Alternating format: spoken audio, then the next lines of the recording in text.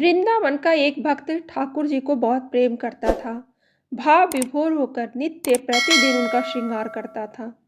आनंदमय होकर कभी रोता तो कभी नाचता। एक दिन श्रृंगार करते हुए जैसे ही मुकुट लगाने लगा, तभी मुकुट ठाकुर जी गिरा देते। एक बार, दो बार, कितनी बार लगाया, पर छलिया तो आज लीला करने में लगे थे। अब भक्त को गुस्सा आ गया। वो ठाकुर से कहने लगा, तो को तेरे बाबा की कसम मुकुट लगाई ले। पर ठाकुर तो ठाकुर है, वो किसी की कसम माने ही नहीं। जब नहीं लगाया तो भक्त बोला, तो को मेरी मैया की कसम। ठाकुर जी माने नहीं। अब भक्त का गुस्सा और बढ़ गया। उसने सबकी कसम दे दी। तो है मेरी कसम, तोरी गैयों की कसम, तोरे शखा की कसम, तोरी गोपियों की कसम, तोरे ग्वालों की कसम, सबकी कसम दे दी। पर ठाकुर तो टस से मस न हुए। अब भक्त बहुत परेशान हो गया और दुखी भी।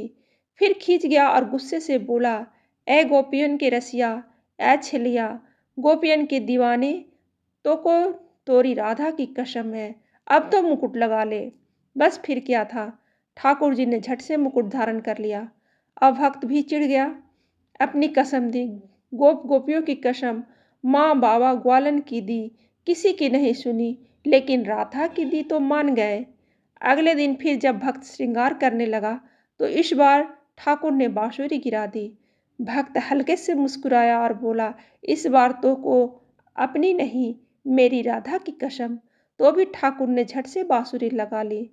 अब भक्त आनंद में आकर झरझर रोने लगा। भक्त कहता है, मैं समझ गया मेरे ठाकुर को।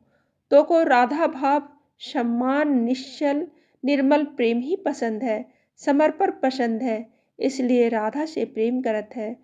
अपने भाव को राधा भाव समान निर्मल बनाकर रखें, अपने प्रेम को पूर्ण समर्पण रखें, सरलता में ही प्रभु हैं। कहानी अच्छी लगे तो लाइक जरूर करें और ऐसी ही कहानी सुनने के लिए सब्सक्राइब बटन दबाइए।